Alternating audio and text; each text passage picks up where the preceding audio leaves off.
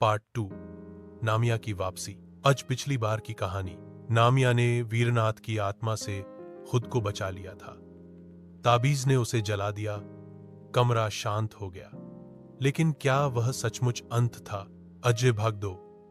नामिया की वापसी। हादसे के कई महीने बाद नामिया अब शहर में अपने चाचा के घर रहने लगी थी। लेकिन सब कुछ पहले जैसा नहीं था। हर रात उसे वही सपना आता, धुआं, जलती हुई आत्मा और वीरनाथ की वो आवाज, तू मुझसे दूर नहीं जा सकती। नामिया समझ गई थी कुछ अधूरा रह गया है। एक दिन उसे एक बूढ़े साधु मिले जिन्होंने कहा, बेटी, उस ताबीज ने वीरनाथ को रोका जरूर है, लेकिन उसे मुक्त नहीं किया। वो अब भी उसी घर से बंधा है, और अगर तू वापस नहीं गई तो वो किसी और मासूम को ढूंढेगा। नामिया डर गई, लेकिन अब वो भागना नहीं चाहती थी। उसने तय किया वो लौटेगी। अब सी उस घर में रात का समय था।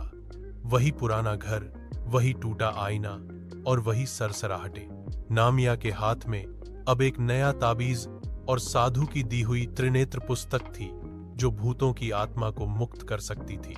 जैसे ही वो कमरे में पहुंची, वीरनाथ की आत्मा फिर प्रकट हुई, लेकिन इस बार वह कमजोर लग रही थी, आंखों में दर्द, पर अब भी जुनून। तू क्यों लौटी है? डर कर भागी थी ना? नामिया ने कांपती आवाज में कहा। अब भागने नहीं आई, तुझे मुक्त करने आई हूं, तेरे पापों से अंतिम संघर्ष। वीरनाथ चिल्लाया।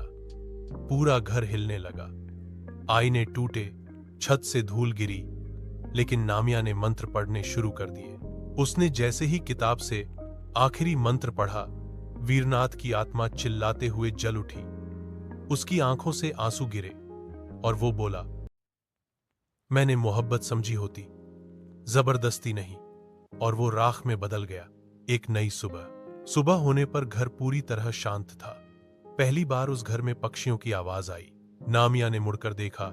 वीरनाथ की आत्मा अब एक रोशनी में बदलकर आसमान में गायब हो रही थी। लेकिन तभी नीचे तहखाने से एक नई आवाज आई, अब मेरी बारी है। क्या वीरनाथ अकेला था या घर में और भी बंधी हुई आत्माएं हैं? पार्ट 3 जल्द आ रहा है।